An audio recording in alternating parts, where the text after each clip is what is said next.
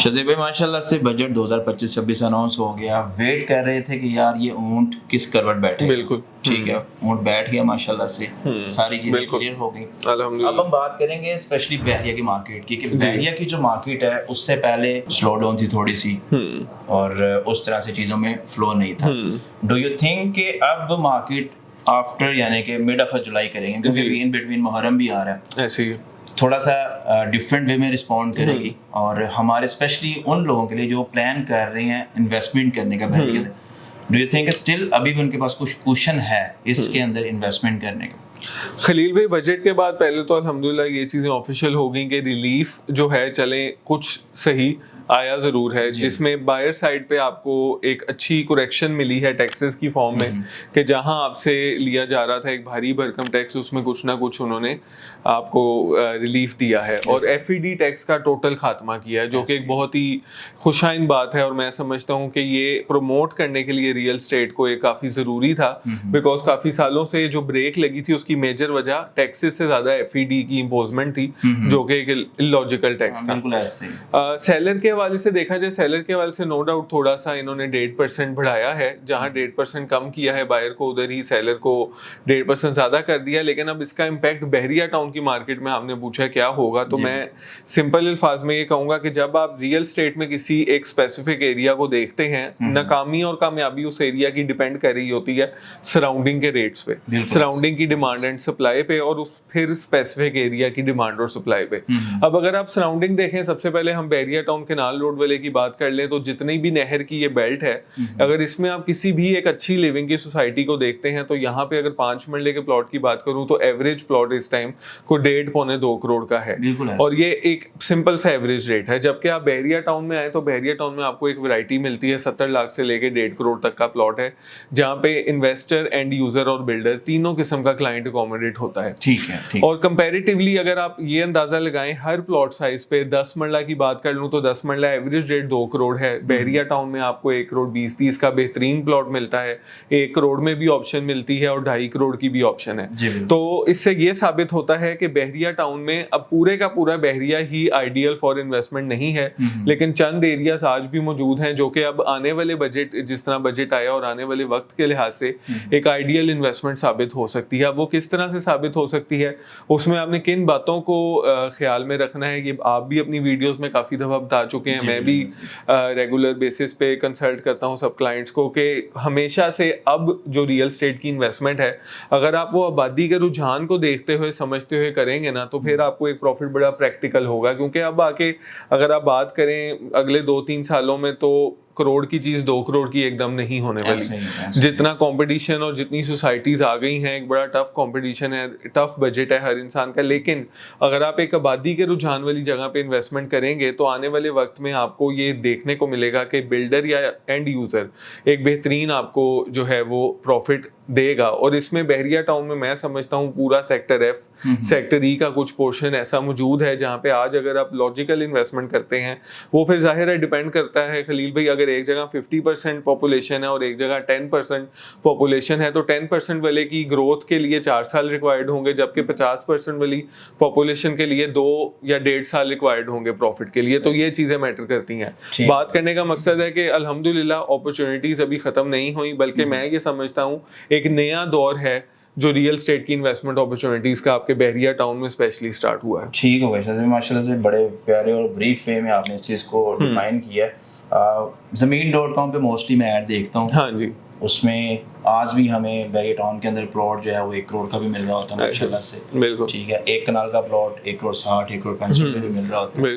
But in real जब आप आते हैं, फिजिकली उन एरियाज को विजिट करते हैं, तो क्लाइंट जो है बस उस एरिया को देखता है, उसके बाद वो नजर नहीं आता। ठीक है, आपके ख्याल में इस वक्त एक जो मिनिमम अमाउंट है, स्पेशली मैं बात करूंगा शज़ीब भाई 5 मरला को लेकर, 10 मरला को लेकर, क्योंकि ये बड़ी मेजर प्रॉपर्टीज हैं जो हमारी मार्केट में इन नॉर्मल ट्रेडिंग में आती हैं। बिल्कुल ऐसे। तो आपके ख्याल में इस वक्त जो एक मिनिमम अमाउंट हमारे क्लाइंट को रिक्वायर्ड है एज एन इन्वेस्टमेंट अगर फॉर एग्जांपल आते हैं वो कितनी चाहिए? सेकेंडली मेजर एरियाज कौन से आपके ख्याल में इस वक्त बेस्ट सूटेबल है हमारे क्लाइंट्स के? या बहरिया टाउन और बहरिया ऑर्चर्ड ओवरऑल सिर्फ बहरिया टाउन? आप बहरिया टाउन की सिर्फ बात करें तो जैसा आपने बड़ा अच्छा पॉइंट रेज किया कि ज़मीन.com की एड की अट्रैक्शन देके क्लाइंट आता है जस्ट एक सस्ती प्राइस की वजह से, लेकिन जब ऑन साइट लोकेशन देखता है तो घबरा जाता है। मैंने और आपने लास्ट एक वीडियो बनाई थी उसमें भी जिक्र किया था कि अगर एक प्राइस एक सराउंडिंग में करोड़ पे की है और वहां आपको 70 लाख का प्लॉट मिल रहा है तो 70 लाख की लोकेशन कुछ ना कुछ कॉम्प्रोमाइज होगी। अब उसमें क्या मैं समझता हूँ घर बनाना नहीं बनता या अवेलेबल पोजेशन नहीं है तो ऐसे मसले नहीं होते। उसमें मसले ये होते हैं कि वो ट्रेड इतना नहीं हो रहा होता है जिसकी वजह से उसकी प्राइस वहीं स्टक रहती है, जबकि प्राइम लोकेशन ट्रेड हो के एक अच्छी प्राइस पे पहुंच जाती है। अब इसमें करना क्या बनता है, कुछ लोग आज के महंगाई के दौर में, क्योंकि कॉस्ट ऑफ लैंड आप फ्लैक्चुएट कर सकते हैं, फ्लेक्सिबल है, लेकिन कंस्ट्रक्शन कॉस्ट आपकी फ्लेक्सिबल नहीं है। आप पैसा सिर्फ प्लॉट की सूरत में बचा सकते हैं। तो वो एंड यूजर्स जो अपनी सिर्फ रिहाइश एक गेटेड कम्युनिटी में और ख़ास तौर पे बहरिया टाउन के अगर आप फैन हैं, बहरिया टाउन में रिहाइश करना चाहते हैं तो थोड़ा सा कॉम्प्रोमाइज़ करके अगर आपको रिहाइश लेनी भी पड़ती है तो इसमें कोई मजायका नहीं है। मेरे ख्याल में with the passage of time वो आबादी भी आपको एंटरटेन कर रही होती है और आप सारी फैसिलिटीज़ बहरिया टाउन की जब आदी हो जाते हैं तो आपको खुद एक बड़ा अच्छा लाइफस्टाइल मिलता है। अब जहाँ तक इन्वेस्टमेंट की बात है, 5 मरला की इन्वेस्टमेंट का एड 65 लाख का जिस आपने बताया लगा होता है, 1.5 करोड़ का भी लगा होता है, लेकिन 65 लाख वाली जगह पे इन्वेस्टमेंट करना इस टाइम मैं ये समझता हूँ कि आपको थोड़ा सा सोच समझ के स्टेप उठाना चाहिए, बिकॉज पिछले 3 सालों से वो 65 लाख वाला एरिया माइनस में भी ही है। मेरे ख्याल में आपको थोड़ा सा यहाँ पे एक अक्लमंदी का मुजाहरा करना चाहिए और अगर आपके पास बिल्कुल ही लो बजट है बहरिया टाउन के हवाले से तो या तो बहरिया ऑर्चर्ड को देख लें या किसी तरह से एक एवरेज जो है उस पर प्राइस पे फॉल करें। एवरेज का फ़ायदा ये होता है कि बहुत ज़्यादा आपको प्रॉफिट तो नहीं मिलता, ना ही बहुत नुकसान होता है, लेकिन एटलीस्ट एक तो इन्वेस्टमेंट सेफ रहती है और कुछ ना कुछ आपको प्रॉफिट मिलता रहता है। जिस एक प्राइस ब्रैकेट की अगर हम बात करें 65 लाख से लेके 1.25 करोड़ का प्लॉट है, लेकिन इसमें अगर आप 75 लाख से लेके करोड़ के बजट में रहेंगे तो मेरे ख्याल में बड़ी अच्छी ये इन्वेस्टमेंट अपॉर्चुनिटी है, जिसमें आपका गजनी एक्सटेंशन आ जाता है, निश्तर का एरिया आ जाता है। निश्तर थोड़ा सा स्लाइटली महंगा हो गया लेकिन अभी भी उसमें पोर्शन अच्छा मौजूद है।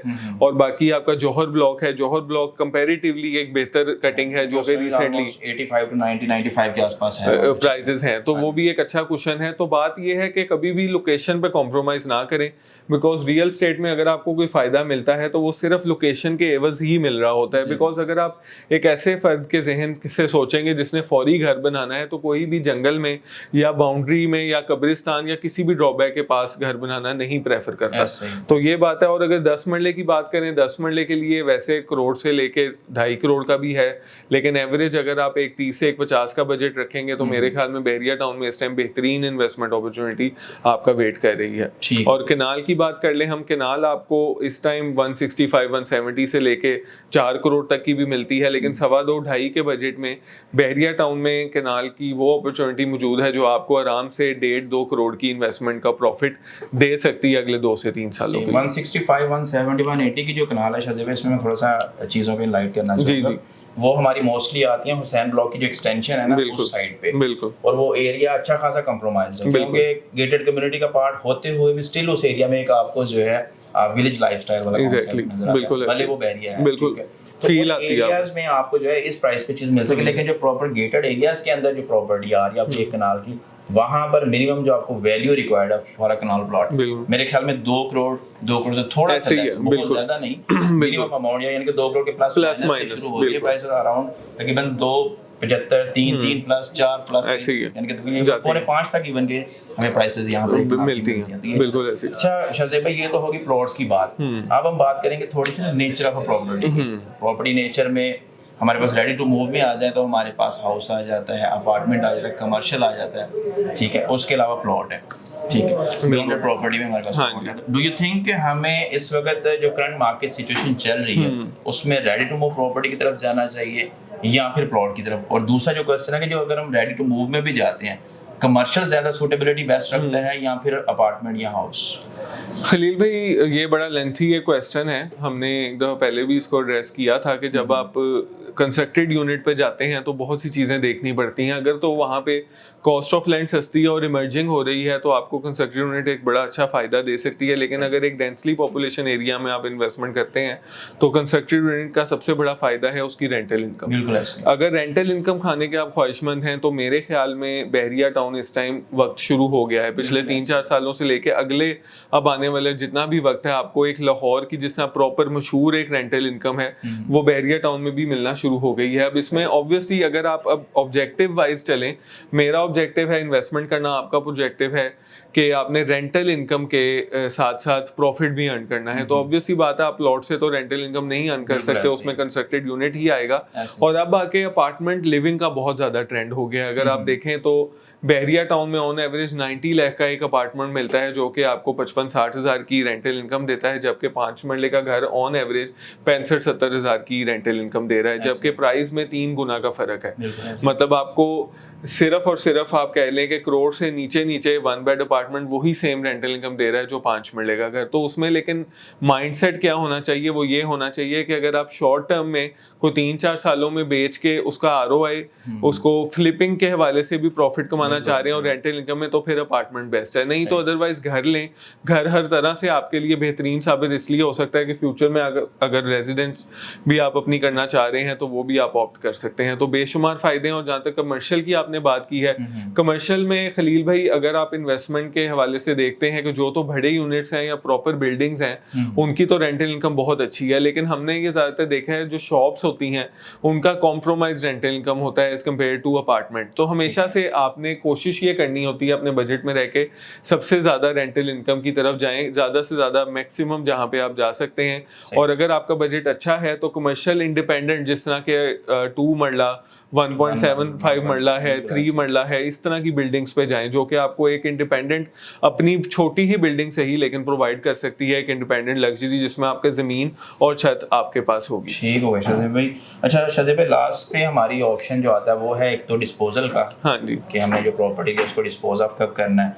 सेकंड वन ऑप्शन जो है इसके अंदर कि हम जो इन्वेस्टमेंट्स अपनी करते हैं यहाँ पे फॉर एग्जांपल आगे उसे हमें लॉन्ग टर्म में लेके चलना चाहिए या फिर with the passage of time उसकी नेचर को देखते हुए उसको उसके अकॉर्डिंगली डिस्पोज ऑफ करें। खलील भाई अब जिस तरह का बजट आया ना तो इसमें बड़ी एक बात वाज़ेह है कि सेलर को उन्होंने थोड़ी सी ब्रेक लगाई है। ठीक है कि सेलर को उन्होंने रोकने की कोशिश की है कि सेलर जहां पहले फ्रीली अपना थोड़ा बहुत नुकसान करके भी बेच देता था वो इस चीज़ को प्रमोट नहीं कर रहे। मतलब वो क्या चाह रहे हैं कि अब सिर्फ वो इंसान रियल स्टेट में आए जिसका लॉन्ग टर्म या तो विजन है, ज़्यादा से ज़्यादा एंड यूजर्स आए या फिर इन्वेस्टर भी वो आए जिसका लॉन्ग टर्म के हवाले से प्रॉफिट रख के होल्ड करके रियल स्टेट को कमाने का जहन है। और रियल स्टेट में हमेशा से मैं भी ये बात करता आया हूँ कि रियल स्टेट में जो लॉन्ग टर्म होल्डिंग है वही आपको अल्टीमेट फायदा देती है।